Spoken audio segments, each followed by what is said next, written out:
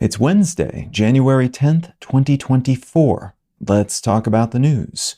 From Reuters, Ecuador declares state of emergency amid prison chaos. Ecuadorian President Noboa declared a state of emergency on Monday following a notorious drug lord's escape from a maximum security detention center and unrest at several other prisons throughout the country. Noboa stepped into office last November after a campaign in which he vowed to crack down on violent crime, most of which is attributable to powerful gangs that, among other things, have been accused of assassinating an anti-crime candidate in the last presidential election, and which have ballooned in size and power as a result of a persistently weak economy and wealth derived from the local cocaine trade. The escaped prisoner, who is usually referred to as Fito, leads one of the most powerful gangs in Ecuador, and the state of emergency includes a nightly curfew, will allow the military to more directly confront and fight gangs, and may influence the outcome of a proposed referendum that the president hopes will allow him to take measures similar to those being taken in El Salvador, where the government has managed to arrest tens of thousands of gang members and substantially lower the violent crime rate, though allegedly at the expense of human rights in the country.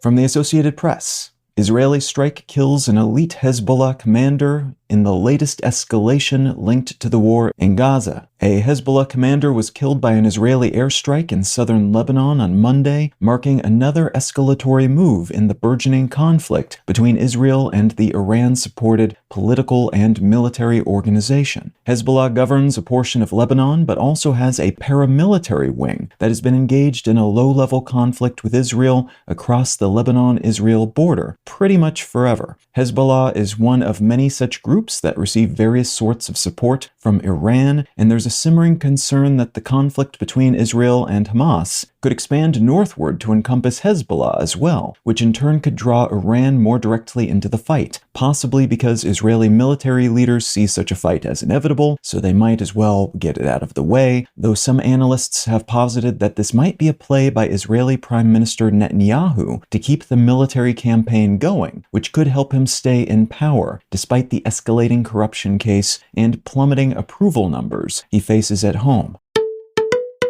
And from the Wall Street Journal, oil falls after steep Saudi price cuts. Oil prices fell at the beginning of the week after Saudi Arabia announced new price cuts. These cuts are being seen as a response to lower global demand, partly the result of economic sluggishness in China, and is possibly meant to help the country better compete with Russian oil that is being sold at a discount due to the many sanctions Russian energy products are facing right now. Oil prices rose a bit last week due to concerns about an escalating military conflict in the Middle East, but this price truncation more than countered that minor bump.